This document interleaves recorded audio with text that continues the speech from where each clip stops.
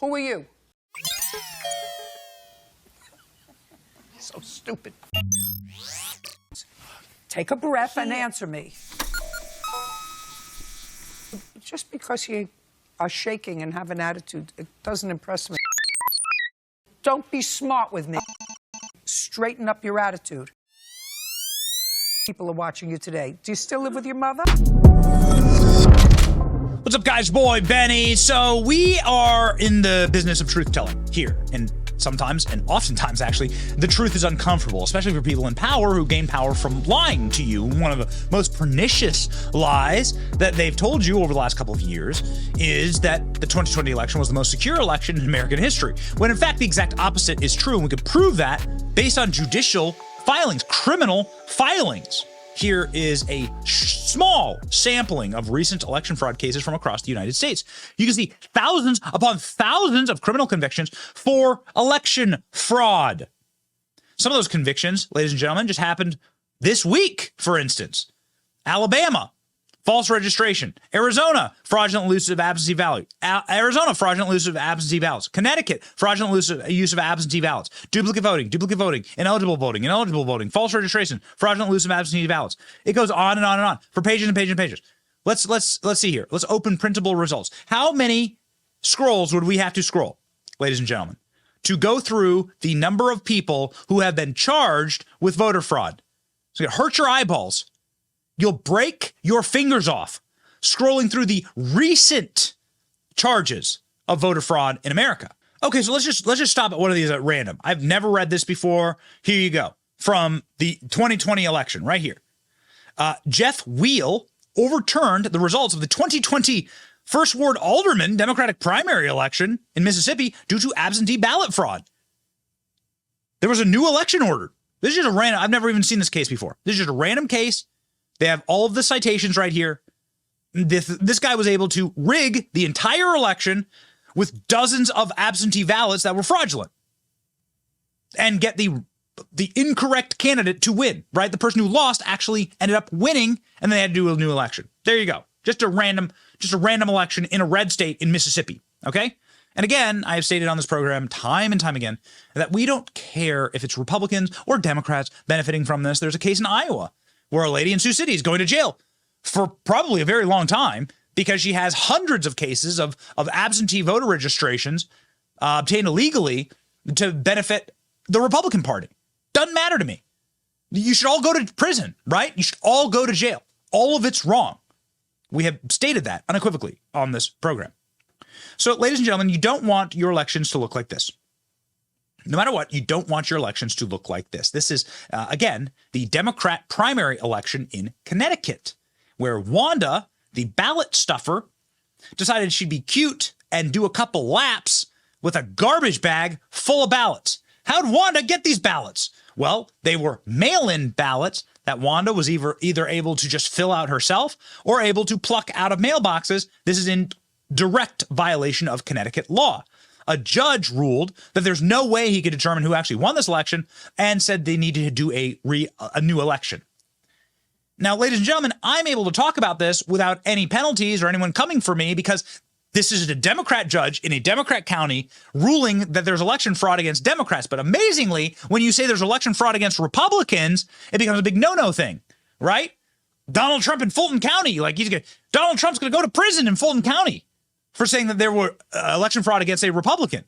Here, ladies and gentlemen, on your screen, demonstrably, the judge found in a court of law that this was just straight up ballot stuffing.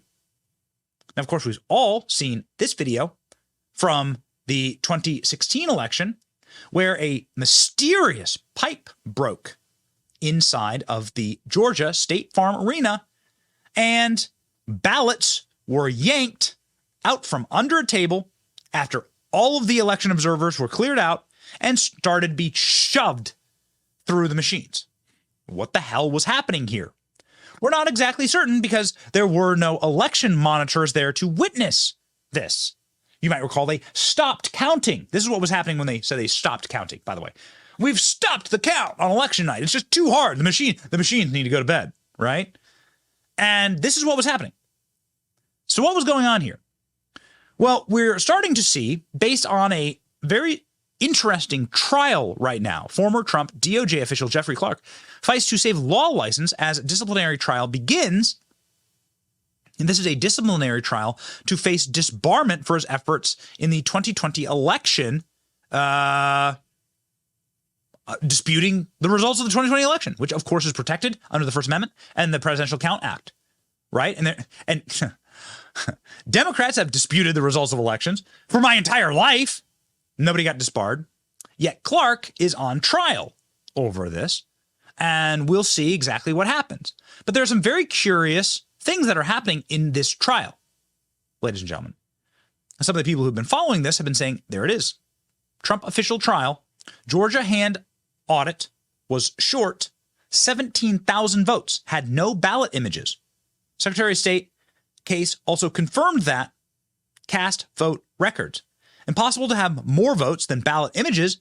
Images are crucial to create the voter records. Anything else is creating votes out of thin air. This is what they're doing a trial for disqualification. They're trying to ascertain whether Trump's attorney here, Jeff Clark, had any grounds to say that there's going to be, a reason to protest the election results. And sure enough, ladies and gentlemen, they're finding quite a few reasons. Let's watch. 200 duplicate scanned ballots. Yes, they were, we found, and that number has just mushroomed since then. This was originally, we found way back then. There was 200 duplicate scanned ballots. I think actually that number went to 375. We now, as of today, have found 8,000 ballots that were duplicately scanned and reported into the results of the 2020 election. And when you say duplicately scanned. Yeah, double scanned would be a better term. Same ballot scanned twice. Same ballot scanned twice. All right, sir. And then what's your next bullet point there? There were 4,000 double reported ballots, not to be confused with double scanned ballots. So the difference is that a double reported ballot it's reported twice on the audit results, but so over 4,000 were doubly reported. So it's not possible that the audit results could have matched the original results with these types of errors that we uncovered. So why are the audit results different from the count of election votes that night? And remember, Joe Biden won Georgia after days and days and days of counting by like this teeny little percentage. As soon as Joe Biden gets 1,000 votes up, they call the state for him, right? As soon as Joe Biden gets like a little tick up in Georgia, boom, they call the state. First time Democrats won Georgia in a generation. What do you know? It's a miracle. Check this out, ladies and gentlemen. The disbarment trial of Trump's former DOJ official, Jeffrey Clark, the voter GA's Garland Favorto, this is the election fraud specialist here. His name's Garland Favorto. The DC bar's attorney Hamilton Fox is asking Favorto if he had evidence of actual fraud, not just the opportunity for fraud. He requested ballot images, found many of them to be destroyed against state law. Fulton County ballot images were digitally altered before certification. That is actual fraud that has not been investigated to this day. So these guys that are out here that are being paid to investigate this election are saying all the ballot images are missing. All the evidence is gone. Now, what would you do if you were a criminal and you were trying to clean up a crime scene? The first thing you do is remove as much evidence as you possibly could, linking you to the crime. Ooh, man. And it is not going well for the DC bar, who's trying to cross-examine this IT expert, the guy who works on behalf of the anti-voter integrity organization. The name's Garland Favorto. He schools him. Check this out. List for us the ones which you believe are evidence of actual fraud having been committed. Well, you're referring to electronic? Anything. Well, I'll give you an example. As a result of our concerns expressed in the December and November, we did a full statewide request for ballot images from all the counties. We found out that the original ballot images in over about 70 counties had been destroyed, in spite of the fact that they're required to be retained for 2 years by federal and state law. we went in and we analyzed in Fulton County again. I hate to keep going back to them, but we found out that the Fulton County ballot images were electronically altered before the certification of the results in 2020. That is evidence of actual fraud that occurred, which has still not really been properly investigated to this day. Okay, that's one. What else? In regards, we've since found that there were at least 1,000 double copied ballots in Chatham County.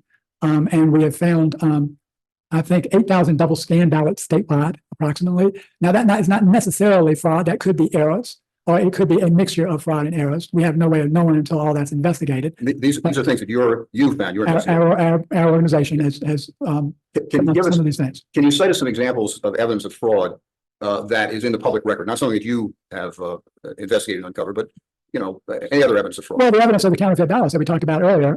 Again, these were mail-in ballots that weren't folded from being mailed. They were not on the correct paper stock. They were not marked with a writing instrument. They were marked with toner, according to senior poll managers who've got sworn affidavits in court cases right now. They testified that they were marked the same way down ballot for dozens in a row. That's clear evidence of fraud in the 2020 election. That was known before January 3rd. In fact, it was known before December 3rd. There were 100 of those ballots, correct? No one knows how many ballots were because we've spent 3 years in court trying to get those ballots public record. We actually appealed our case to the Georgia Supreme Court. We won the case in the Georgia Supreme Court. They declared that we had standing all along, and the Superior Court judge had made a complete error. That case went back down. He then passed it off to another judge who we believed was too impartial. We filed a motion to recuse. So after 3 years, we have still not got to see the ballots that there were 6 sworn affidavits for that were counterfeit. That is not the appropriate way to investigate. And the Secretary of State's office filed an amicus brief against us to try to prevent us from looking at the ballots. What kind of a Secretary of State would have done that? Corrupt one, I guess. So yeah, people online are saying this might be the greatest cross-examination failure of all time. The prosecutors that are trying to disbar the Trump lawyer are asking questions they don't know the answers to. Garland starts to go through all the evidence of actual fraud. Garland is so persuasive at the end, the prosecutor screws up and calls the Secretary of State a corrupt one. Don't agree with the witness that the election was stolen. Trump won, Biden cheated. Well, now even the people who are trying to prosecute the Trump lawyers agree. Yikes. So we are quite interested in following this. We've been reporting extensively on the cases of voter fraud, for some of them brought by the Biden Department of Justice, for God's sake, across the country. Some of them brought by lower courts or district attorneys. But there are thousands of counts of voter fraud everywhere and in every single state, including my home state of Florida. So as much as you try and stop this, you have to put up bumper barriers to try and stop this as much as you possibly can. But states that have no barriers and that have unlimited mail-in voting, you are just begging for fraud everywhere. That's what we found. In Massachusetts, there's this gut-wrenching video of this woman showing up, and she said, "You've already voted." And she said, "That ballot's not mine." Well, who cares? It was a mail-in ballot. Somebody stole it from her mailbox and filled it out. And that's what they're finding all across the country. That's why mail-in ballots have been banned everywhere around the world. Like effectively in every Western country, every civilized country has banned mail-in ballots. New, Mark Wingate, Fulton County Election Board member, testifies that he voted against certifying the 2020 election because the county did not verify the signatures on close to 150,000 mail-in ballots. I asked them what they did for signature verification, and the comment I got back, frankly, floored me. We did not do any signature verification. Additionally, the county could not provide any chain of custody documentation for surveillance footage for mail-in ballot drop boxes. I and other board members had requested that we obtain the chain of custody documentation for the department, and none was delivered. There was never any surveillance tape, not an inch of footage ever delivered to the board.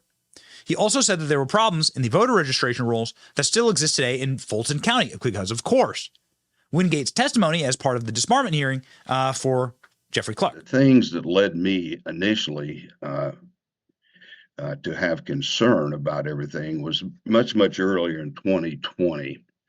And I can't remember exactly when I began. I started looking at our voter rolls, and, I did, some fairly simplistic research on the population of Fulton County, Georgia. And what I found out, and of course started pressing that with the elections department, through subsequent monthly meetings, etc., was that the numbers that I was able to ascertain, we had more voters on the active voter rolls than we did of the population of the entirety of Fulton County, and then extrapolating for those of voting age. So that became a major concern of mine, and frankly, lasted throughout and continued even after the 2020 election. So that was a big issue. And of course, inside that 2020 timeframe, really there was nothing done to, wasn't time, and I understand all of that, but there was nothing done to answer my questions on that. And that I thought, well, look, it's only fair to the voters of Fulton County that, we're having clean voter rolls here, so that nobody's vote, is disparaged because, somebody may have come in and voted that, frankly, legally should not be able to. So I think that's very, very important for the be Fulton County or anywhere in the country. But from that, in the 2020 election itself, I had and other board members had requested that we obtain the chain of custody documentation from the department. And none of that was ever delivered. It was not delivered at the time of request leading up to the election, and was certainly not given. We weren't giving in. Was given nothing. Even leading up to this. So Garland was on One American News and was explaining what actually happened when they tried to search for the ballots in Georgia. And well, guess what? All the evidence is gone. Where the hell are the Republicans? Republicans allegedly, Republicans are in charge in Georgia and haven't done jack, or even worse, are literally part of the cover-up. Watch. There actually has been evidence proven in Georgia that these 2020 election records were actually destroyed in some counties. What is the latest with this information? Yeah, that's right, Cameron. It's a project we've been working on for several months, and it's the electronic ballot images. It was not just a few counties. It was actually as many as 74 counties have been unable to fulfill open records requests for the original ballot images from the November election. So they were supposed to retain these images for 2 years under federal state law. The system creates the images in order to tabulate. So despite the fact that it creates the images, they're an integral part of election records, probably the most key part other than the results themselves. 70 counties or more have actually admitted destroying these records. And this is what we announced today, along with some of the statistics that go with that. Mm-hmm. And so will this information and kind of findings that you and other mobilized groups have determined, will this go forth with a legal suit in Georgia? We are discussing that right now, Cameron. We think that that's most likely. We have several issues that the counties are horribly violated the federal and state law. And we also have another group of about over a dozen counties who basically tried to subvert our open records request by just flat not responding or charging us too much money or these types of activities. So there has the possibility for two different lawsuits out of this. So, ladies and gentlemen, we'll be following this closely. It's been ripping up our feeds. This is obviously something that everyone cares a lot about. The answer isn't necessarily cry and moan for the end of time about 2020. It's win in 2024 and fix what's happening, what happened in 2020, in 2024. And unfortunately, we don't have adults in charge, and that hasn't been the number one priority of the Republican Party. But unfortunately, I don't think there's been enough fixing of these broken systems. I've seen no evidence of that. There needs to be harsh, strict rules, single day voting, repeal all COVID mail-in balloting, repeal the 30 days of voting, All of that was literally engineered and manufactured in order to create and rig these systems, in order to create insecure systems. And as you can see, time and time again, thousands and thousands of instances across America, people are cheating in elections. Period. You can't defend it. The court filings are there. People are going to jail for it. People are being charged for it, even by our own DOJ. So how do we fix it? Same day voting, in-person voting, ID voting, and that's a good start. It's a good start also if you like, share, and subscribe to this channel. Like, share, and subscribe. See ya.